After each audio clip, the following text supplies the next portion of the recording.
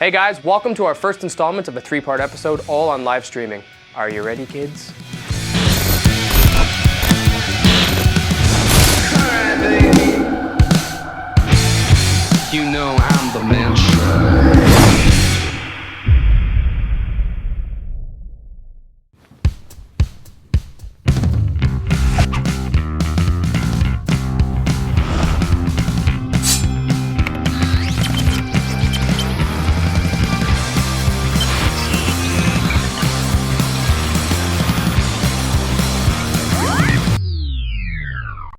Have you ever had a dream? Have you ever had a dream that you had? Not even once. What about a stream? Like a live stream? What's a live stream? Well, it's... I want Dad to tell me.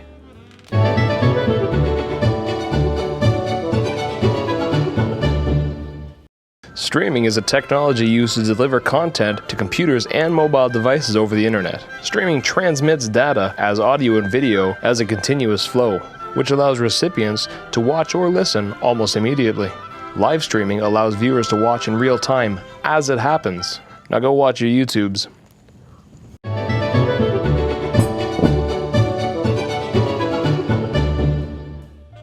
I actually already knew that. I was just testing you.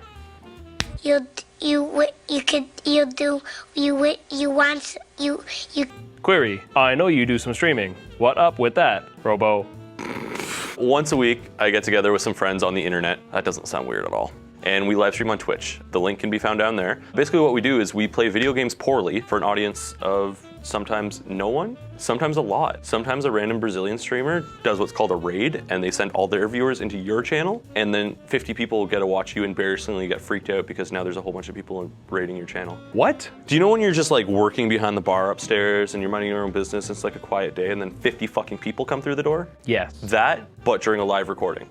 Do you have to serve them coffee? I actually took the time to interview some people that can describe it a lot better than I can. And this week's Kyle's Corner, we're gonna touch on that. Take us to your corner, baby.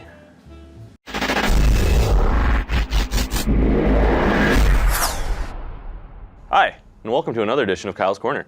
This is my good friend Blind Tasty, and we're here to talk to you more, or for the first time, about Twitch and all the great things about Twitch. Introduce yourself, who the hell are you? I am Blind Tasty, your legally blind gaming extraordinaire. I'm Rad and Plaid, and I just stream a bunch of retro games on Twitch. And we also color coordinate our outfits. We do. I feel like I should be wearing sunglasses right now. You're not that cool. That would have been perfect. Sorry. What do you do on Twitch? Retro games, so I do Astonishingly Retro on Tuesday nights. Lately I've been doing a lot of Super Nintendo games, but I'm trying to branch off into more retro games as people want to see them. Flashback to Quest for Oh, Identity. flashback's coming, but it's gonna be on the worst games, that's for sure. What is your favorite part of Twitch? Other than getting to play games and then being myself while playing games. Getting to see all the different people in the world, like we've had a few people now from different countries getting on the chat, and just getting out there is probably the best part of it. What is your least favorite part of Twitch? Let's get at the dirty laundry now. I would say the technical issues. I've had a few days where, depending on whether it's on my end or on Twitch, but just when you are streaming and then you see that like it may be going down or it's coming back, that is by far the hardest part, because once you start seeing that, it sets your whole game off, it sets everything off, and you're just not really putting yourself out there as much as you would be. As you said, you watch your upload go red to green, red to green, and it's terrible. And I had 3 weeks of that. It sets you back, it stresses you out, so that's probably the worst part for me. So at Astonishingly Average, we do stream together. I'm on Mondays, Taser's on Tuesdays. We have our good friend Hadley on Wednesdays. We are now what you call Twitch affiliates. In your own words or your experience, what has it been like for the past 2 months that we've been affiliated? I think that the amount of work that we put in validates being affiliated, just because, like you said, we both enjoyed games, we both want to do it for fun, and then just within the span of 2 months, we end up getting enough followers, subscribers to get affiliated, and that was like, maybe this just isn't like everyday fun for us, we're actually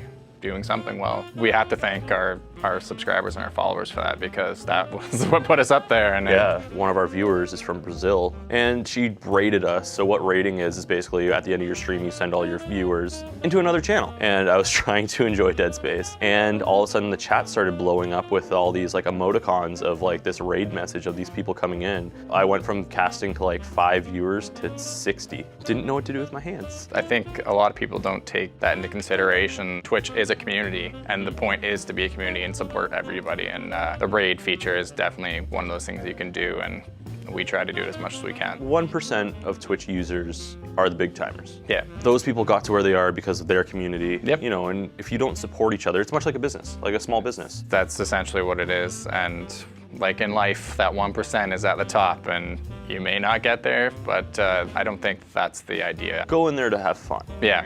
What is your average stream day like? Like, what do you do to get ready on a Tuesday? Is there anything out of the normal, or you just sit down and play games? I think you and I both have agreed that we try to put in at least an hour and a half to 2 hours. So I like to actually have a pretty decent meal, get yourself hydrated, everything you need to kind of do a 2-hour workday, essentially. Sometimes you might have the energy to go 3 hours, 4 hours. I think the one day I did Zelda: Link to the Past, I did it for like 6 hours straight. I went just hard on it, and that's just the key. Just you got to feel good before you go in, and then go to work. I took a nap, overslept, didn't eat dinner, and went to stream. Had to end it like pretty much early because I felt like I was going to throw up. So be healthy, hydrate. Stay hydrated. Stay hydrated. What advice do you have for any up-and-coming Twitch streamer, anybody that just watches Twitch, or anybody that is thinking about doing it? Do your research. We did a lot of research before going in, just exactly how to start and where was your beginning point. Keep trying to evolve, try to find better ways, get a better layout as you've designed. We've got a pretty nice layout now. Social media is a big thing. Get yourself kind of used to being on there and putting yourself out there. Just be yourself, really. Like that's what you want to capture. You don't want to try and be fake, because it comes off so badly when you try to do that. Just don't get discouraged. Got to take the good with the bad, and that's what we do. Sometimes you have 65 viewers, sometimes you have none.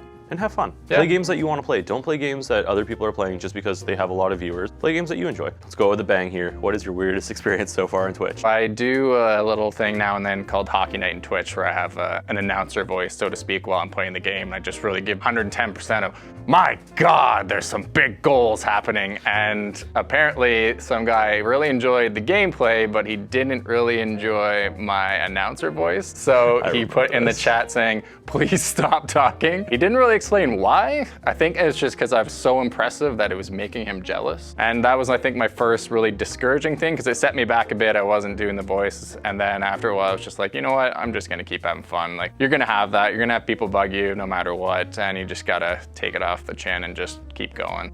I think that's a wrap. I think that's it, yeah. Well, I don't think he saw that coming. I got to sit down with Danny, who represents Clafeld, Barley Days, and 401 Cider Brewery. She's talking about a couple of those right here. Let's take it back to interview land.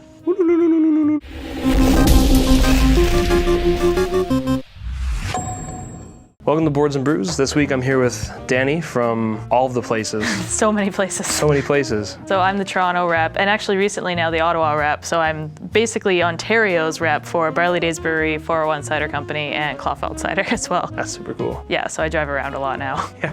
So Danny was here representing Barley Days on the 21st of December. She brought the Loyalist Lager and the Cherry Porter. Mm-hmm. They're both really cool brews. So Loyalist Lager is kind of like our flagship lager. It's very easy drinking lager style, very smooth, with like a kind of caramel flavor to the finish of it. It's been around since Barley Days has been open, which was about 11 years ago now. Cherry Porter has actually been around for almost the same amount of time. We used to get the cherries locally when there were cherry farms in Prince Edward County, and once all the canning factories all shut down, all the cherry farms went out of business. Danny was back today, which is the 4th of January. What are you sampling today? Today I brought our smashed apple cider. So it's a hard, dry apple cider, pretty easy drinking and smooth. And then I have our abracadabra, which is a really fun cider because it's purple, and it turns purple naturally from a butterfly pea flower, which is really cool because it originally is supposed to be blue, and then the more acidic it gets, the more it changes color. So if you add more acidity to it, it'll turn kind of pinkish, but as of right now, the natural acidity in cider kind of puts it at a nice purple color. So we have our disco lemonade cider is like a lemonade kind of flavored one, and then we have abracadabra, and if you put the two together, it turns clear, so it just looks like you're drinking water. That's amazing. Mm-hmm. I want both of those at the same time now. So I understand that there is a new brewer at Barley Days? Yep, he has a real name, but everyone calls him Ozzy. He's from Australia, as you may have guessed, and has been our assistant brewer for the past year. Ozzy's taken over now. That's We're cool. looking for some new and exciting things to come out of Ozzy, and it's gonna be really cool. Yeah, well, we're looking forward to it too. He has a new beer coming out called Ozzy's Amber. It's gonna be ready in the next 2 weeks. It'll be his first brew that isn't just following a recipe that we've made for years and years. So we're really looking forward to that one. Our retail manager, Angie, makes all our prize baskets, and she makes them look amazing. So Yeah, we no, we just let Angie be in charge of baskets forever. This does look amazing. We keep our ballots fresh in these fancy Tupperwares. Yep. Do you want to draw? Sure. Who do we got? We We've got Justin O. Put regular cookies on it as well. Son of a bitch. Good job, Justin. You won a thing. The best thing. Bastard. Draw for tonight's stuff will happen off the camera. Another time. We'll have the winner right here. This is the winner. Good job. Good job at winning. Was not Kyle, can confirm. Fake news. Well, there's definitely more where that came from. Join us next week as we interview our good friend Chris, Keyline Prime, who will tell us about what it's like to actually be successful in streaming. We're just a bunch of amateur assholes. You could do so. You could. No! Alright, baby. You know I'm the man.